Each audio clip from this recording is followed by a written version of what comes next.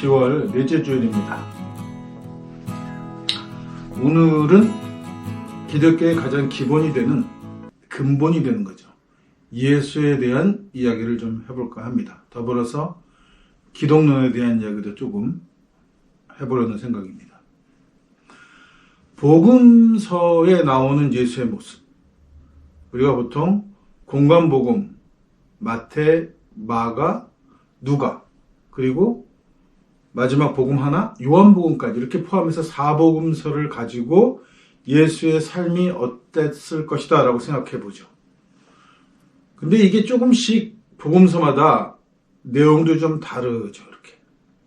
그리고 어떻게 보면 신화적인 요소도 많이 들어가 있고, 그러니까 한마디로 얘기하면 복음서를 통해서는 예수에 대한 어떤 가능성, 어떤 사람이었을 것이다, 혹은 예수가 누구였을 것이라는 단초만을 제공할 뿐이지 복음서 그 자체가 예수의 삶을 기록한 책은 아니다, 이렇게 보는 것이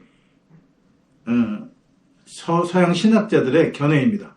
또한 제 견해이기도 하고, 그리고 이제 예수 세미나라는 신학자들의 모임을 통해서 과연 복음서의 한 이야기 중에 예수가 했을 가능성 있는 말은 얼마나 될까라고 했을 때 거의 없다라고 하는 거예요.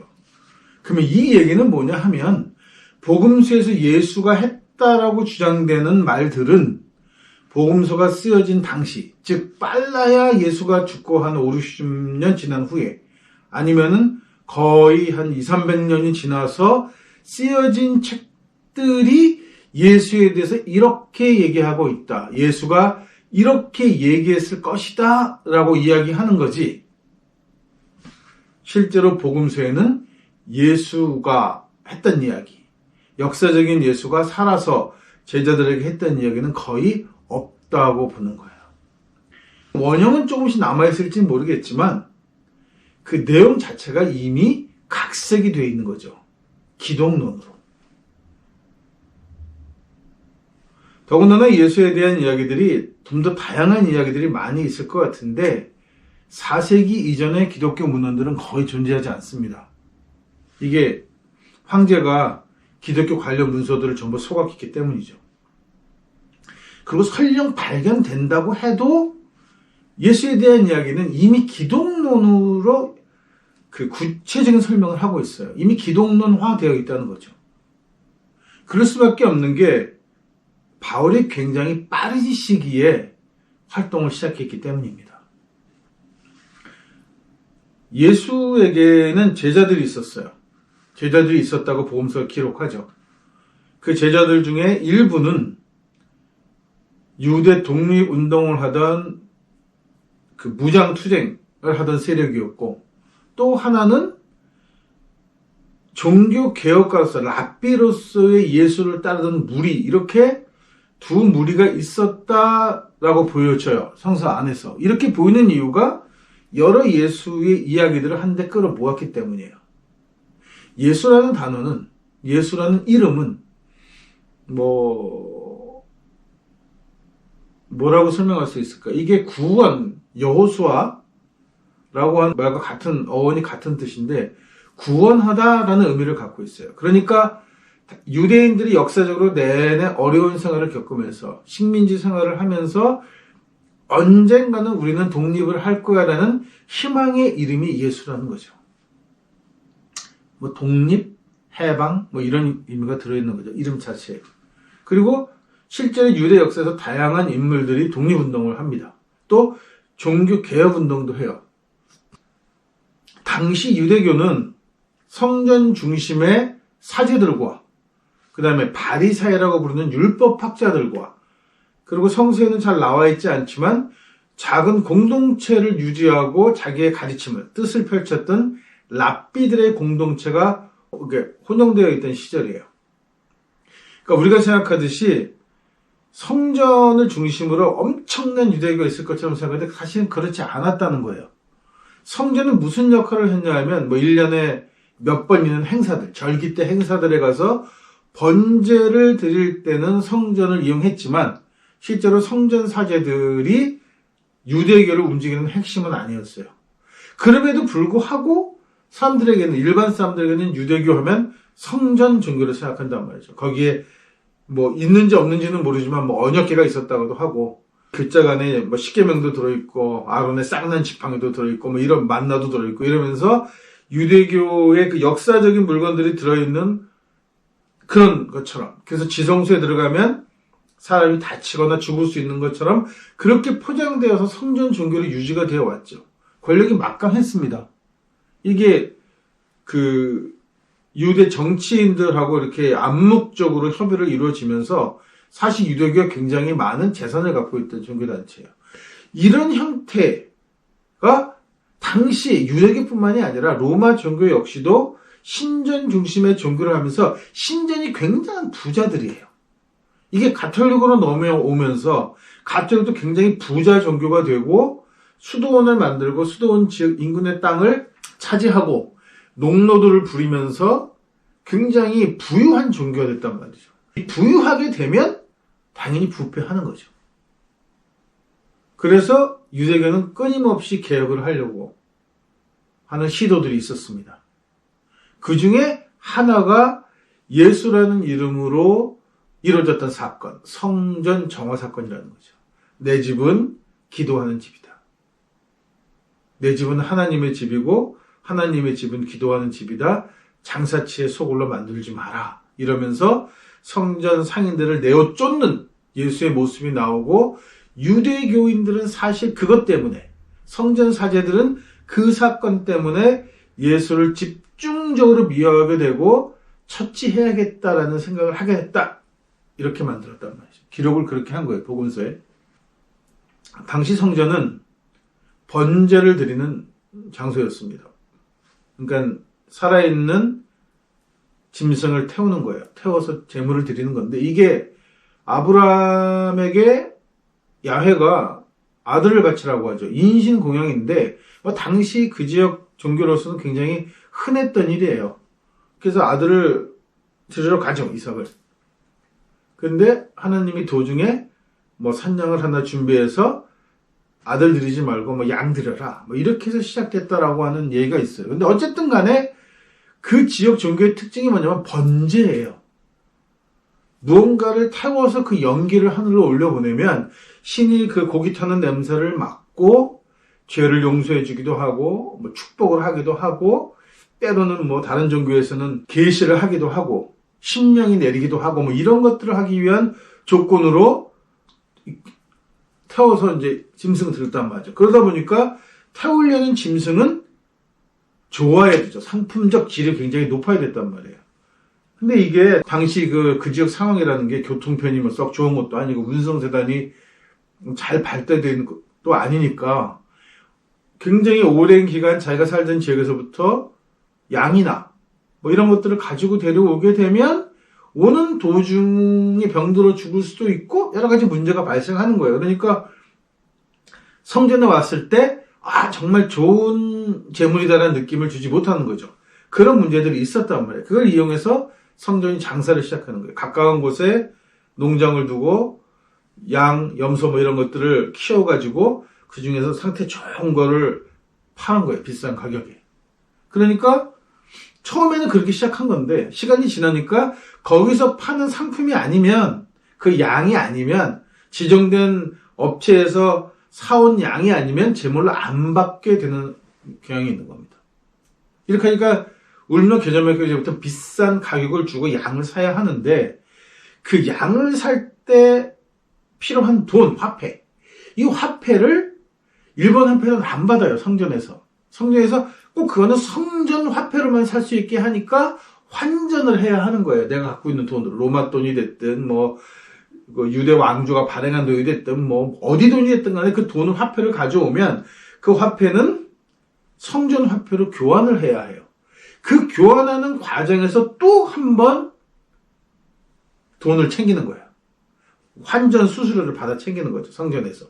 그렇게 해서 그 환전 수수료를 받아서 재물을 사니까 그 가뜩이나 비싼 가격에 환전하면서 수수료까지 물어서 산 재물인데 이게 이렇게 끝나서 이 재물이 온전히 드려졌으면 그래도 좋은 건데 이게 무슨 일이 벌어지냐 하면 하루 종일 번제를 드립니다. 다 못 태워요, 사실. 그러다 보니까 상태 좋은 동물은 또 뒤로 빼돌려. 그리고 몇 마리만 태우고 계속 같은 양이 돌아서 물건이 팔려 나가는 거예요. 몇 배, 아주 엄청난 수지가 맞는 장소를 했단 말이죠. 성전이. 모르는 사람은 없어요. 눈치를 다 채고 있는 거죠. 근데 이거를 누가 대놓고 얘기를 못해.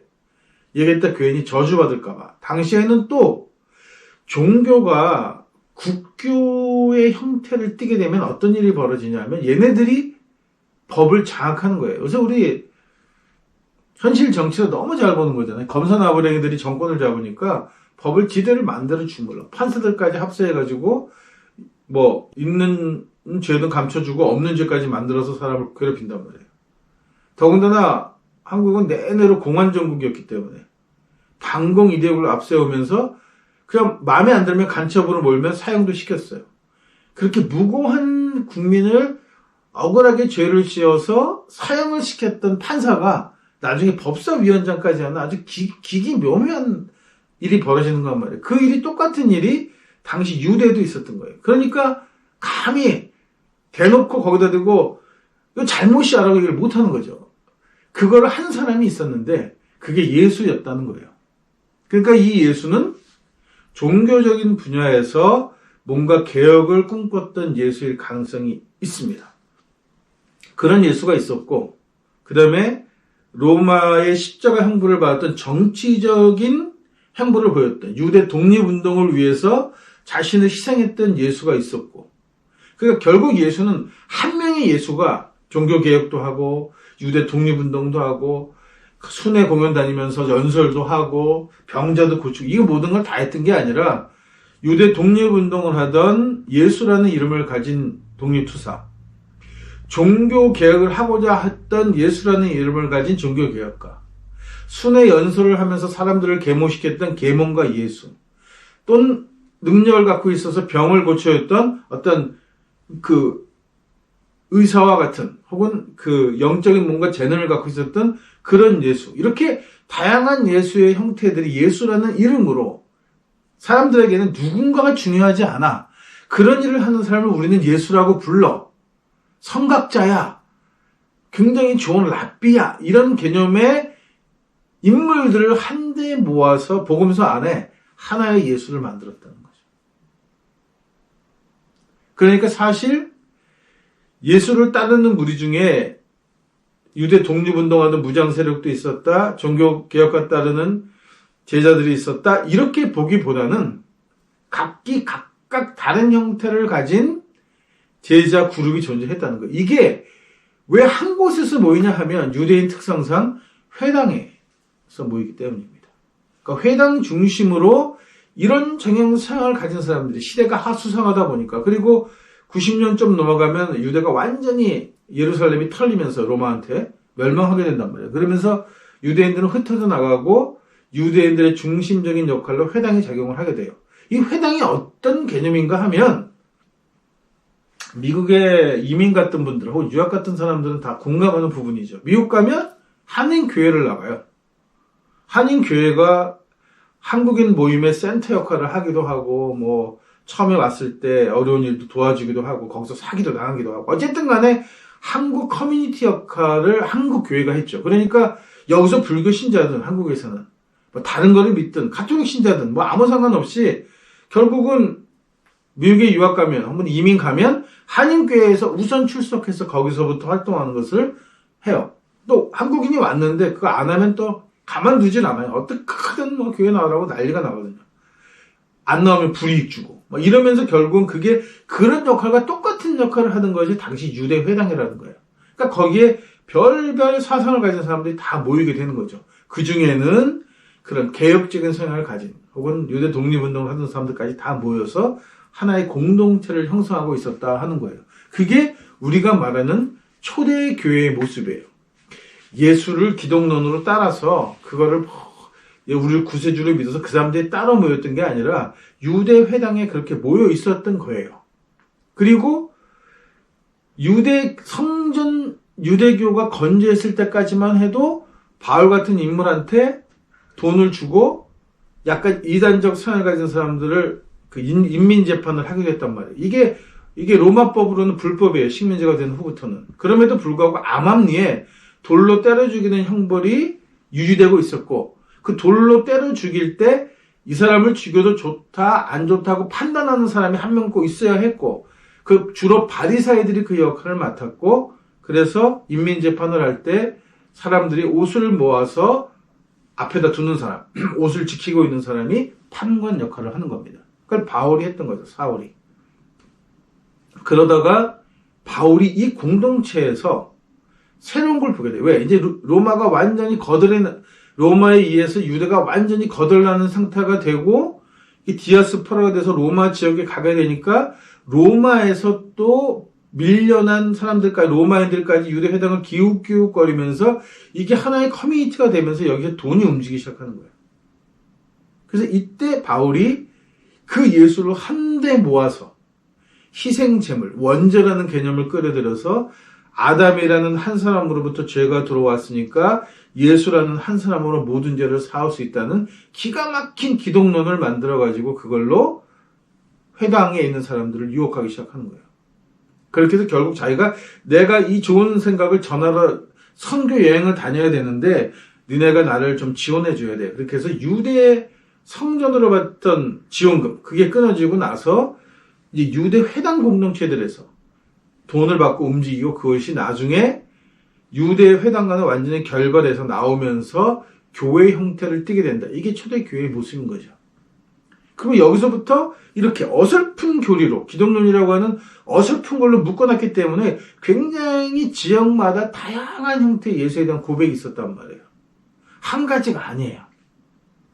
이게 이제 이렇게 조금씩 커지면서, 근데 문제는 뭐냐면 처음에 바울이 만든 기독론, 그 희생양이라고 하는, 그 다음에 로마인들에게는 벌금을 대신 물어준 대성론이라고 하는 이런 개념으로 인간들이 본연이 누구나 다 가지고 있는 감정, 본연의 감정, 죄의식, 그걸 가지고 그것을 사해주는 종교로서 자리를 잡으니까 이게 결국은 나중에 예수 사후에 오랜 시간이 지나고 복음서가 써지고 만들어지고 추려지고 편집하는 과정에서 가장 기본되는 골자가 기독론이 되어버리는 거예요.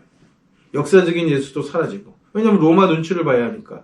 로마가 이미 식민지가 완전히 다 박살났는데, 이제 로마 시민인데 다 로마 사람들인데, 그 로마에 저항했다는 지도자가 종교 지도자다 그러면 누가 좋아하겠어요? 그러니까 역사적인 예수는 들춰내고 종교적인 예수만을 그대로 남아서 그걸 재포장하고 거기에 무슨 신화적인 이야기를 끌어들이고 이렇게 뭐 족보를 끌어들여서 이렇게 해서 북적북적거려서 편집해서 만든 책이 복음서인 거죠. 그러니까 복음서를 통해서 우리가 성서라는 책을 통해서 예수에 대한 어떤 단편을 들여다볼 수는 있으나 신뢰할 만한 책은 아니다. 그랬을 그런 예수들이, 다양한 예수들이 유대의 독립을 하려고 했고 종교의 뭐 순수성을 지키려고 했던 개혁가의 정신이 있다. 그 정도의 의미로서만 보면 딱 좋은 책이에요. 그 책을 가지고 혹은 그 문구들을 가지고 문구들을 해석하면서 그 뒤에 이제 뭐 제가 별반 달갑지 않은 어거스틴 같은 마니게 똘만이나 무슨 아퀴나스 같은 뭐 그런 너절한 철학자들이 들어와서 이걸 가지고 뭐 여러 가지 교리들을 만들어내요. 그걸 믿는 거죠, 사실. 그러니까 기독교의 믿음이라는 건 걔네들이 만들어놓은 너절한 사상들을 교리를 만들어서 믿는 거예요. 거기다 더 웃기는 건 칼뱅이 만든 기독교 강요? 뭐 그런 그 책에 나와서 그 설명한 또 거기다 또 주석을 또 엄청 달았어. 그 주석들을 그냥 그걸 믿는 거예요. 기독교는 예수를 믿는 게 아니에요. 바울이 만든 기독론을 기반으로 수만 가지 그 그리스와 로마의 철학들과 이런 것들이 정치적 사항들이 엮어서 만든 교리, 나중에는 국교니까 법이죠. 그 법을 믿는 것이고 그걸 또 나중에 종교개혁을 하면서 또 해석을 해가지고 재해석을 한 책을 믿는 종교예요. 책에 쓰여진 문구들을 믿는 종교지 기독교는 엄밀하게 말해서 신을 믿는 종교는 아니라는 말씀입니다.